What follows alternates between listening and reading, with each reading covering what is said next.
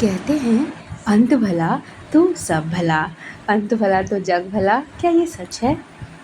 तो आपको क्या लगता है कि महाराज सयाजीराव गायकवाड़ से भेंट ये अध्याय 12वीं है और मुझे आपसे प्रसन्नता के साथ कहनी पड़ रही है कि ये एक वार्तालाप है दो व्यक्ति विशेष के बीच। तो ये कहानी है मेरी ज़ुबानी। तो आइए प्यारे भक्तों और प्यारे परिवार, प्यारे यूट्यूब परिवार, प्यारे यूट्यूब के भक्त और प्यारे हमारे श्रोतागण, तो श्रोतागण इस श्रोता से सुनने के बाद आपको एक परम परम खुशी अनुभूति होगी। ये खुशी कुछ ऐसी होगी जो मैं इसको अपने मुख से बयां नहीं कर सकते। ये मेरा मुख कुछ नहीं है, बस आप इसको सुनिए और अपना प्यार मोहब्बत बरसाइए शेयर करके, सपोर्ट करके। क्योंकि अगर इसको आप सपोर्ट शेयर करिएगा तो इसमें आपका फ़ायदा है, क्योंकि आप मेरे गॉड फादर भीमराव अंबेडकर जी साहब से मिलिएगा। और ये है गुरुवर्य केलुस्कर गुरुजी के साथ मैं उच्च शिक्षा के लिए मुंबई के राजमहल में बड़ौदा नरेश सयाजीराव गायकवाड़ से मिला। तो ये कहानी हम स्टार्ट करते हैं। मैं भी बहुत एक्साइटेड हूँ क्योंकि ये कहानी बताता है, महाराज तुझे किस विषय में अध्ययन करना है? भीमराव, समाजशास्त्र, अर्थशास्त्र, लोकवित्त। महाराज, इन विषयों में अध्ययन करके क्या करना चाहिए? भीमराव, इन विषयों का अध्ययन करके मुझे अपने समाज की स्थिति कैसे सुधारी जाए इसका मान मिलता है। मैं समाज सुधार का कार्य करूँगा। महाराज, परंतु तू हमारी नौकरी करने वाला है, फिर तुझे पढ़ाई करने, नौकरी करने तथा समाज सेवा करने का कैसे संभव हो पाएगा? भीमराव, महाराज ने मुझे यदि वैसा अवसर दिया है तो मैं इन कामों को व्यवस्थित करूँगा। महाराज, मैं तुझे अमेरिका भेजने का विचार कर रहा हूँ, क्या तू जाने को तैयार है? महाराज, जी महाराज। किसने कहा? भीमराव अंबेडकर साहब जी ने कहा। और महाराज, फिर शिक्षा अधिकारी के पास जाकर विदेश में अध्ययन करने के लिए छात्रवृत्ति का आवेदन करके वैसे मुझे बताओ। बड़ौदा सरकार से छात्रवृत्ति मिलने पर मैंने अमेरिका जाकर उच्च शिक्षा प्राप्त की। वहाँ से वापस आकर छात्रवृत्ति के अनुबंध अनुसार मैंने बड़ौदा रियासत में नौकरी की, परंतु मुझे बड़ौदा में रहने के लिए कोई घर नहीं मिला।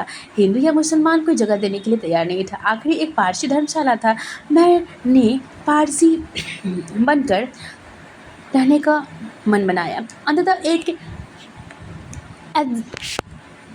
एदलजी सरोबजी पारसी नाम धारण कर रहने लगा। इधर लोगों के बीच यह बात फैल गई थी कि बड़ौदा में महाराज ने एक पढ़े लिखे महार युवक को लाया है।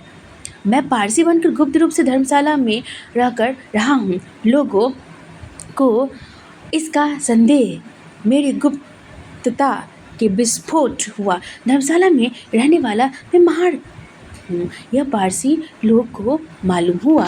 दूसरे दिन मैं भोजन कर कार्यालय जाने को निकला। इतना 14 से 20 पारसी हाथ लाठियाँ लेकर आए तथा पूछने लगे, तू कौन है? मैंने कहा, मैं हिंदू हूँ। इस उत्तर से उनका समाधान नहीं हुआ। उस समय मेरा मनोधैर्य बहुत मजबूत था। मैंने निर्भय होकर उनसे 8 की मोहलत मांगी। मैंने पूरे दिन दूसरी जगह प्रयत्न किया परंतु कहीं जगह नहीं मिली।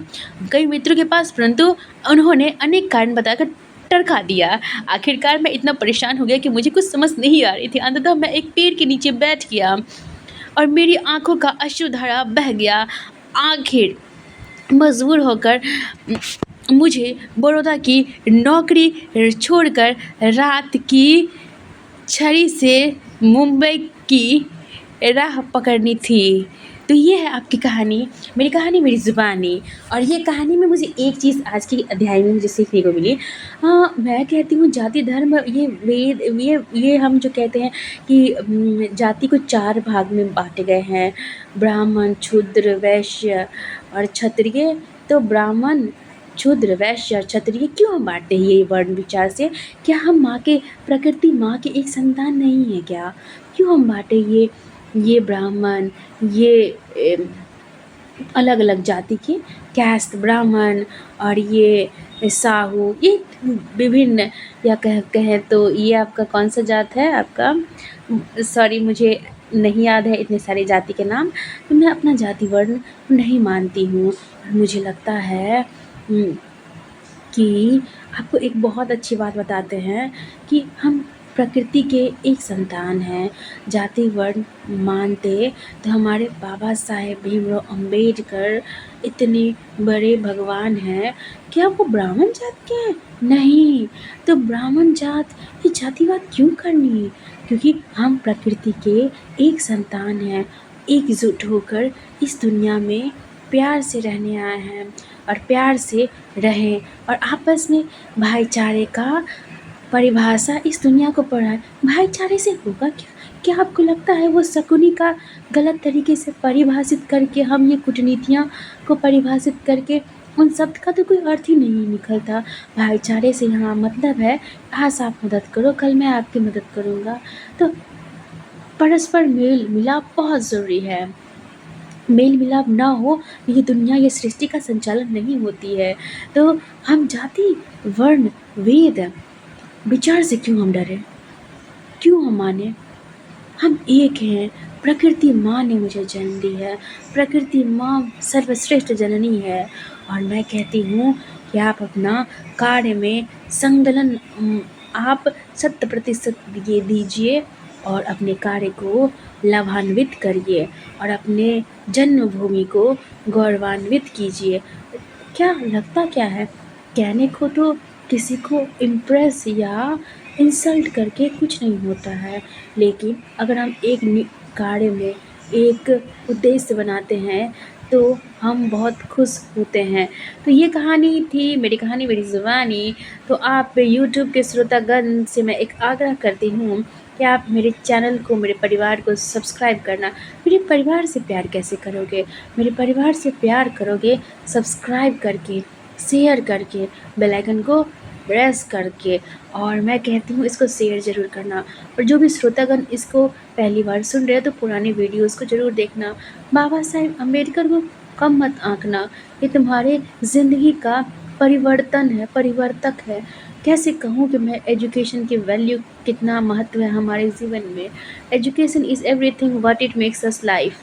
Education gives us a breath, and education gives us a purity of life. Education gives us a respect. Education gives us a dignity of life.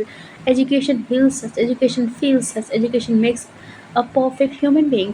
Thank you so much, everybody, and make me promise that you will educate yourself by wearing a high moral value and high moral culture and high moral nature and high moral respectful and responsible life. And thank you so much everyone for listening this thing. And this is the very important thing I cannot express through my words. I know the value of Baba Bhimrao Ambedkar. I think that this is a very nice lesson to learn us from him, because he is the one who brings a revolution in our society. तो बहुत अच्छा लगा, शुक्रिया। And बहुत बहुत ज़्यादा आप सभी को शुक्रगुजार हूँ और thank you so much everybody. And I like your spirit and like your appreciation that you are commenting day by day, and from your support and your appreciation my YouTube is growing too much faster. And thank you for your support and thank you for your valuable time. Bye bye, take care and have a nice day. Bye bye.